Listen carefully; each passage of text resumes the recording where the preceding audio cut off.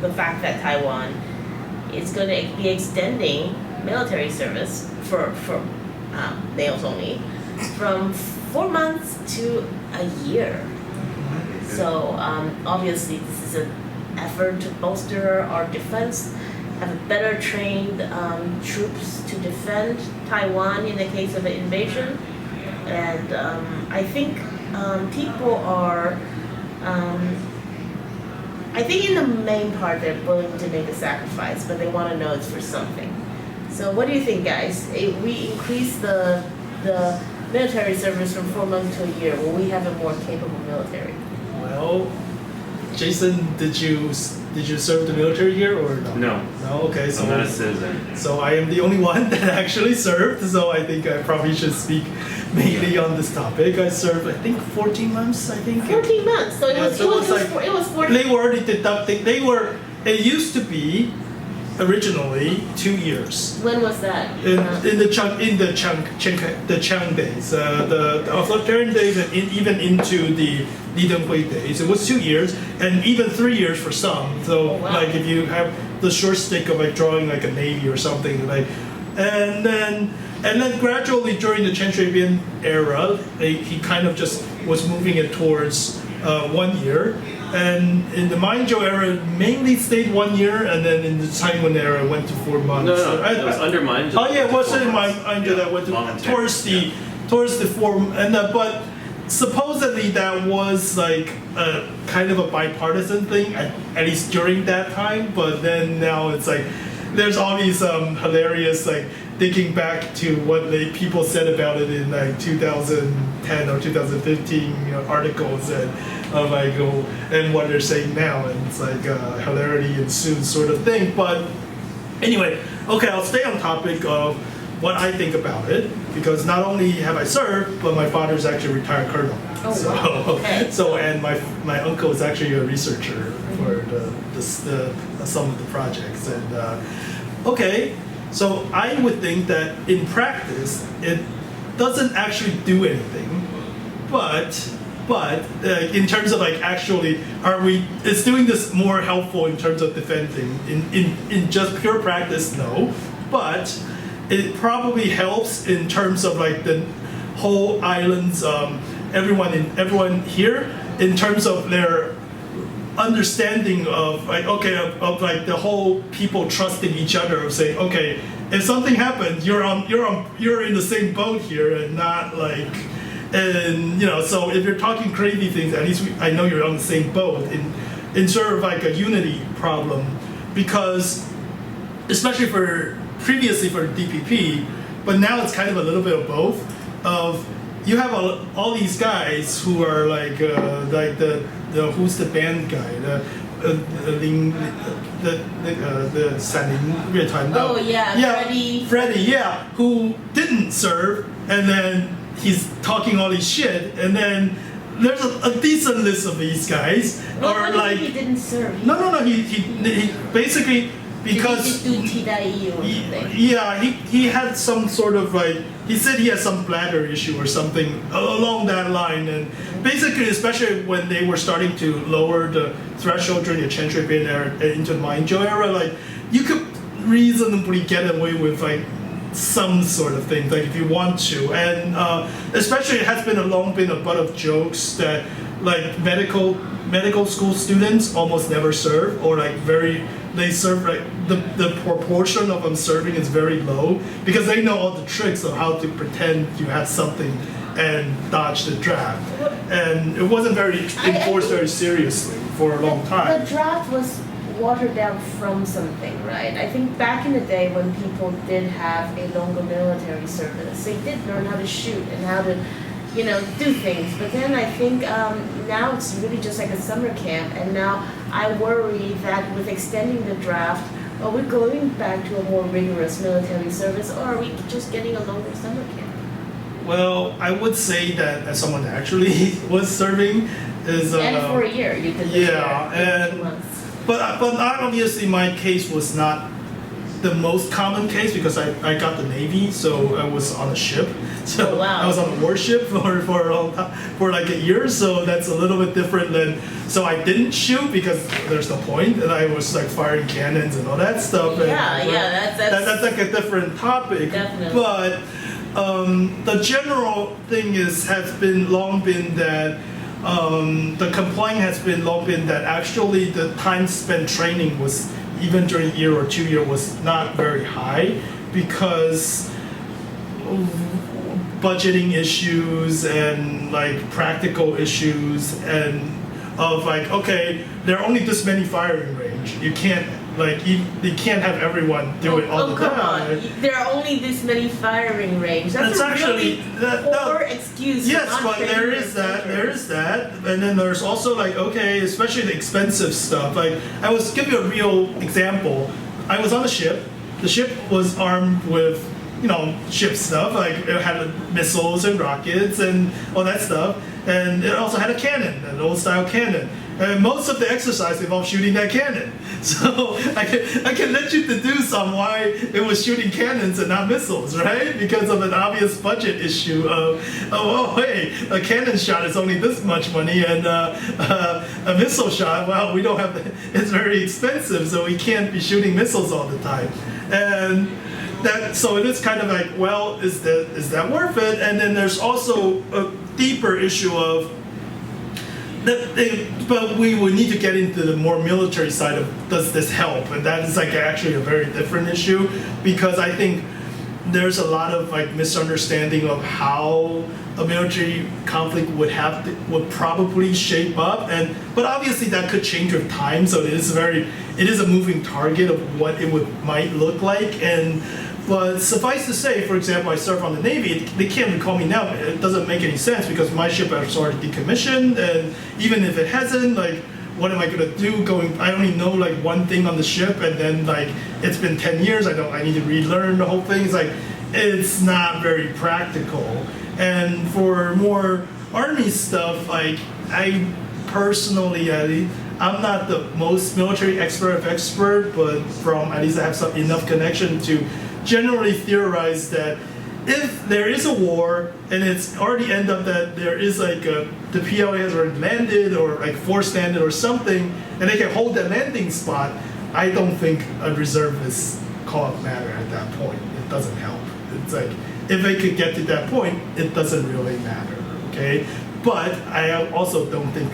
At least what from the numbers I can see, that is actually likely to happen if they even try to force the matter, which is why they won't, because I would think that aside from some of the crazy people they let out of asylum on the PLA side, like most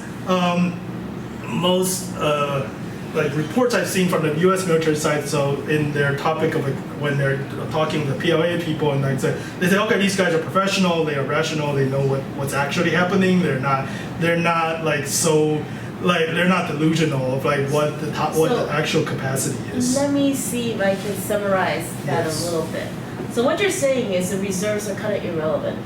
Yes. Taiwan can probably defend itself from an invasion because our terrain is very defensible and prevent. Yes, essentially because okay, I can give you two general issues. So, okay, I live near Longtan. I grew up in Longtan. Longtan is where the Army Central Command is. Yeah. Okay, and also the main research facility. That's why my father was there. But anyway, Longtan is also the home of the largest helicopter base in Taiwan, attack helicopter. Taiwan is the largest, one of the largest per capita operator of attack helicopters in the world. It's per capita is close to the U.S. Okay, and attack helicopters. If you don't have enough like air suppression fire of like, and you can let these attack helicopters come out, you will have a very, very bad day if you are a brigade on the beach or trying to land. Okay. Got it. Yeah, that's one. And two is like the point of the U.S. ambiguity like policy geopolitically is that they will force the PLA to assume they will absolutely fight. and they will force us to assume that it might not. And so that should be understood. But in terms of like just general logic deduction of saying, well, if there is actually a real fight, then America will be there, and because even though they don't have great like or really any like coordination with us, what will probably happen is they will have an air carrier fleet somewhere near enough to force the PLA to have a very hard time to establish a permanent full air superiority. And if they don't have that, landing it would be such a high risk proposition that they can't. Like it would. Okay, so you're saying Taiwan is well covered, and so that it could be very difficult for the PLA to establish a stronghold here. And well, or the opposite extreme would be that the Americans didn't show up. Then they could probably just blockade us simply by intimidating the commercial fleet. And at that point, if it's clear that Americans just not going to show up, we're in a totally different topic then. And I don't think that's like then they could establish, it would just take a lot longer because they don't have a time limit. Then they could just keep shooting and keep blockading until things break down, right? And if things break down, obviously that's a very different topic, right? So you're just saying basically the state of preparedness of the reserve is not going to be the determinant factor. It's not going to be what makes the difference, but I would think that I do support it in terms of it helps the population in general and the politician to be more serious about it at least. I think I agree with you. I think so. Even if it's mostly a waste of money, but the government wastes money on a lot of things. You don't know, right? You don't know exactly. And at least they're paying these guys more reasonably now, right? I do think it's really kind of good to prepare for contingencies. Yeah. I support the increase of the draft to 1 year. I actually think it should be for women as well as men. Okay, good. And I think I heard in news today that they will do like a reserve call-up for women too, but it's only for like the people who actually serve the professionals, and then they retired, and then so it's like all 20 of them. So women don't go into the infantry, right? What do they do? I mean, at least I don't know for sure because, like I said, my experience was in the Navy. So in the Navy, there were female officers because it's the Navy. You don't need to haul around big weapons, and officers have their own private like quarters. So it's okay to have girls like women's on board, and there were on the basis there were also some women, but they were mostly for like administrative sort of.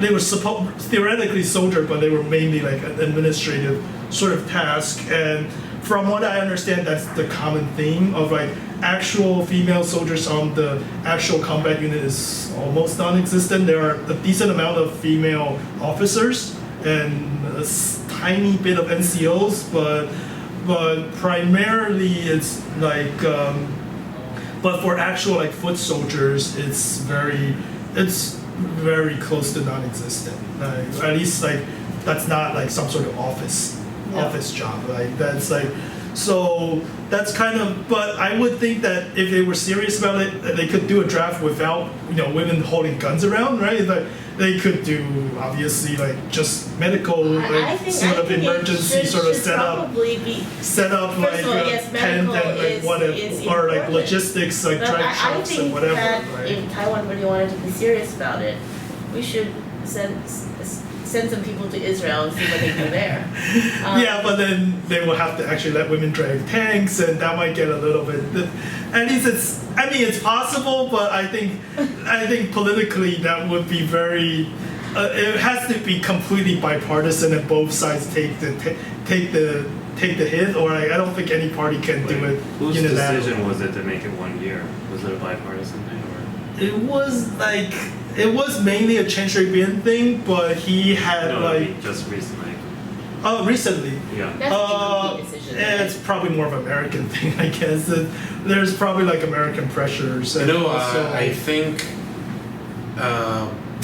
it might be related to what's going on in Ukraine, you know. Yeah, it is that, and also so many lessons are being learned right now, every minute, with what's going on in Ukraine, you know. So, but I think it's a totally different situation. Yeah. I mean, you are Taiwanese, so I don't want to, you know, I'm not Chinese, I'm not Taiwanese, I don't want to get involved too much. I don't want to talk about that too much. But I think, from an outsider point of view, that the Taiwanese situation is very unique in the world. It cannot be compared to even Ukraine or even Israel. You know, it's very different, and for the better. Because I don't think, I have a lot of reasons to think so. I don't think China will ever launch any military action. But yeah. it's hard to tell because ultimately It's really it depends hard on. to tell. If I would say that if I assume everyone is rational, everyone is sane, and everyone is not stupid, then yes, I would agree with you. But in the last 5 to 10 years, the evidence to support that is waning. So that does give me a lot more pause to say, oh, this will never happen. But I would think there's like. You know what I'm curious about? Mhm. We have some background music. It's nice. Jason, what do you think? Yeah. Jason, this is your channel, man. Yeah, come on. Oh, I don't have much opinion about. Where's that music coming from? Upstairs. Oh, okay. I think it was made 4 months under my angel because you know, tensions were low in the cross strait. But now they're obviously high, so yeah, it makes sense to make it 1 year again. I think the quality of service is more important than the length of service. I think that the infantry needs to be able to fire a rifle properly. I'm more concerned about spending money on small arms because I think that this is in a protracted war, like you need to have like usable infantry that know how to use like small arms because it's the only way that you're gonna last in a longer conflict. And I'm concerned about our reserves' ability to fire a rifle, throw grenades, use their pistols, and use knives and stuff like that. Because that's like I believe that you need to be able to fight guerrilla. That's the only way you can handle a storm. Richard doesn't agree. I don't agree. I mean, at least specifically for the case of Taiwan, because the cases of where even in Ukraine or like where a protracted guerrilla warfare can happen and also be relatively successful, Taiwan just doesn't have that. Because you have to think about what the situation is if we need to do that. Which would be that when the PLA can land in force and we can't dislodge it, right? That has to be the default. Because if it's just like, okay, random group of trooper, then that's not, you don't need reserve for that. But if they could do that, then what it means is that effectively the PLA and its Navy especially have sealed us off, right? Then we would have no like further reinforcement of anything from that point on, and they will be pretty easily able to control at least specific points like a electric plant, a water dam, or whatever. They can control these things. Then it's very difficult to imagine you can run protracted campaigns of, unless you're just talking about like terrorists, like domestic level terrorist sort of stuff. But I don't think that helps anyone in the long run. Well, I mean, I wasn't thinking of a specific circumstance like what you just proposed. I just mean that our troops need to know how to do those basic things, because that's No, like a obvious- basic requirement obviously. of any army. Right? Obviously, And- and I agree that if they're going to do this, they might as well do it seriously, right? But I mean, I've just heard that the rifles aren't that great. Yeah, actually, because the old one was something sort of like a collection, like an AK-47 ripoff, and then they updated it to something a little bit more normal, and then but it's not. It's okay, but it's not like super great. And then there has been. I think I've seen them that they upgraded some of the stuff that in terms of like there is a decent amount of javelin here now, but there is like enough stuff to like, okay, you can't just randomly throw some guys off a speedboat, like 100 guys off the speedboat and conquer Taiwan. That's not going to happen. But to say that, okay, if they could just like completely dominate the coast through bombardment and everything, and then we can't fly anything up there, and then they can just land at will, and then there's like a 10,000, like multiple full brigade already landed in Taichung or something, and then they're just going up north, then no, I don't think, if they could do that, then I don't think unless there's some very specific circumstances, I don't think you can reasonably propose that any sort of fighting would change the outcome. Like, it might change the timing of it a little bit, but it's not going to change the outcome. But obviously, I would say, like I said, I think the goal is to have everyone take this thing seriously, which especially like, it's kind of a mixed bag because traditionally the politics in Taiwan is very much that the army was on the KMT side because for obvious reason, of historical reason, background of it was the party army, and then it kind of evolved back into a normal national army sort of, but because I would say this one obvious topic, like across the whole world, the most likely background of a family officer is another family officer. That's true to the whole world. So when this happened in 1949, 100% of the officers were born on the mainland and Kuomintang member. So you could deduce what the current number of officers look like, what their family background kind of look like. And sure, your family don't always determine what your thinking is, but it does tend to, right? So there was always that.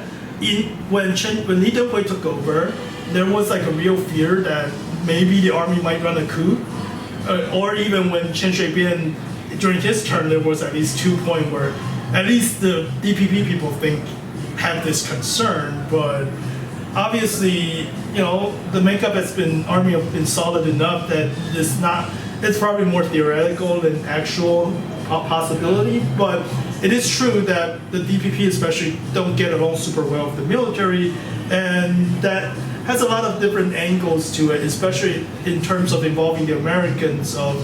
Historically, actually, the Americans don't trust the military here. Oh, interesting.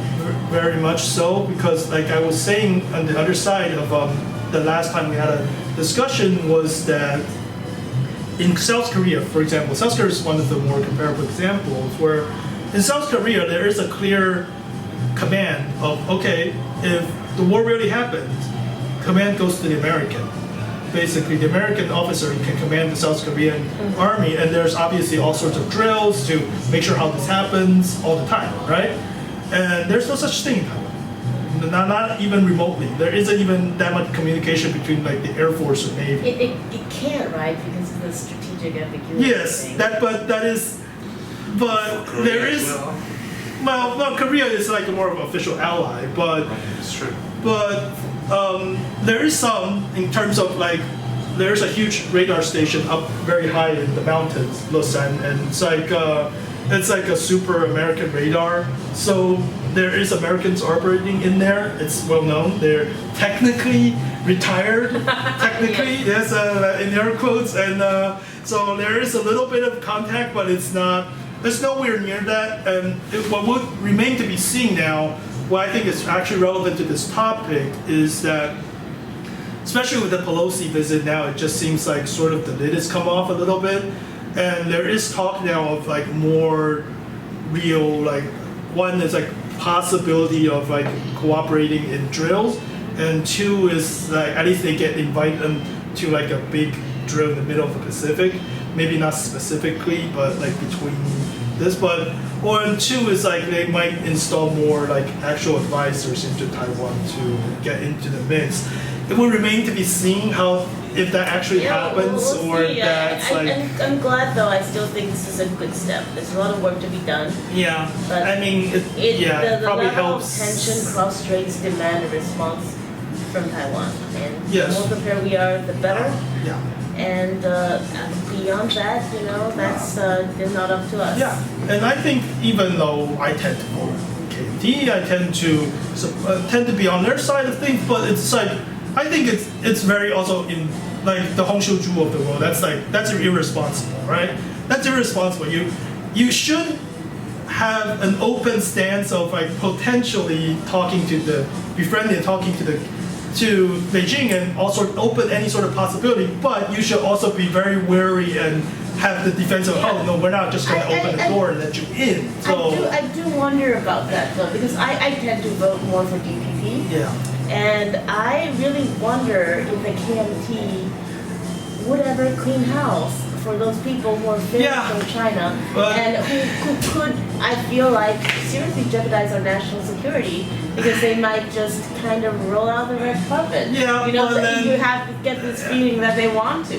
Yeah, I mean, at least for some of them, it's kind of indefensible, but others probably are a lot more nuanced. Like if the Manjos of the world is a lot more nuanced. It is a lot more nuanced, but we can clean house for the Hongzhoujus of the world. But then again, like the Hongshu-ju of the world is like, okay, how high up is she? Like for Hongshu-ju, obviously, it does matter because in a democracy, you are supposed to be open to a lot of different opinions, and even the more extreme ones supposedly at least be up to a certain point, you should be okay with them.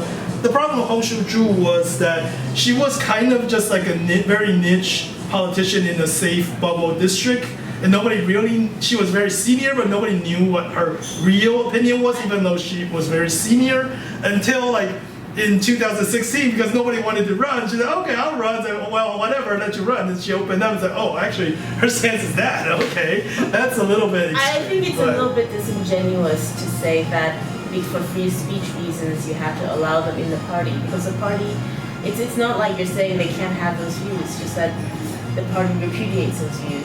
You are allowed in a party to decide who can associate with you, right? Well, if we take the same standard, we will have a lot of problems of like people. If you want to vet out what the views of some of the more extreme member of the DPP side or their supporters actually is, but that kind of gets. Because I'm like, I tend to be on the DPP side, but I'm not that political in terms of Taiwan. What do you think is the most extreme DPP view? Well, the most extreme DPP view is that the current government is illegitimate. What? It's that ROC is an illegal occupying force because of various, and then you can deduct a lot of very dangerous proposition of that. Oh, so you mean that they would be like very pro-independence? Yeah, because that's like some of the more, because I was saying that there is this cottage industry out there. It's not just Taiwan, it's also across all over the place. So saying that, the wording of the San Francisco Treaty was very dubious, so actually the ROC doesn't own Taiwan. So logic deduct that then this whole government is not only not just like illegitimate, but everyone that came with them is illegitimate. Then you could deduct very dangerous things from that, and then so because that it's not the DPP has done a better job of not letting that kind of crazy talk bubble up into their upper brass at least. But if you go down to the lower end of the discussion, it does bubble up more, and those kind of people post on your old employers, and like their opinion ads show up in the Liberty Times or like Taipei Times, and that kind of gets to the point of that's not. But hilariously, there was this group called Taiwan civilian. Government or something. It's like a crazy conspiracy group that got pretty big of making that claim, and they had like a sort of like a charter, like a constitution charter or something that's saying that their definition. I can't imagine the DPP wanting. No, actually, hilariously, the DPP. hilariously, Ma Ying-jeou never went after them, but Tsai Ing-wen did for like fraud and stuff. Of course, and, you know, so it's like kind of they seem ironic pretty, of like. pretty dangerous, and you know, It there is you go. kind of ironic. Of That's yeah. like the DPP cleaning house. I Yeah, think that's actually I kind of agree that like, but I mean it kind of evolved, right? Because one has to be cognizant of how much the cross-strait kind of evolved just within our lifetime, and also, or even like within the last 20 years, like in this century of the KMT stance had kind of swung to either extreme, right? They were original because what should be noted, like in the 90s, the DPP's early 90s, the DPP stance was, hey, maybe we should be the ones that like ally with Beijing. because originally when the DPP was formed, they were kind of just the anti-KMT party. But whatever KMT is for, we are against. KMT is for water is wet, we will be for water is dry. But so there's all these pictures of Chen Shui-bian in Tiananmen Square in the early 90s, and like, or even Frank Xie and all those guys, they all went, and so they were talking with the Beijing CCTV before the KM. Well, he was already talking, but at a different level, right? So there was that, and then so the evolution of like how these parties evolved. There's obviously very practical political decisions of why Lin Zhang went to see Hu Jintao. That was kind of a pivotal moment of how the topic shifted, but then it was also why, for example, why Chen Shui-bian went. Okay, I know it's like I'm getting off. Yeah. Hold on. No. What I'm saying is like your angles. Oh, okay, angles. For the Well, camera. I just wanna let's just finish this up because Okay, we're getting very deep. This is a deep cut, This is guys. deep. Don't go off on tangent too much. Okay, Yeah. okay. This is too So deep of a tangent. let's bring it back. My personal hope is that people like Richard in the KMT will really, stand up and hold to the value of their party and not a party member. well, not let it get dragged away by the crazies, because I do believe Taiwan need two functional political parties. Yeah. Actually, that I think the people who are likely to be nominated in the KMT, they are not those. We'll see. We'll see. Anyhow, we shall see. We shall see. It's interesting. I'm gonna voluntarily give up on my second topic because I think we went on quite a bit on that. So let's move on to our next topic. Okay. Okay.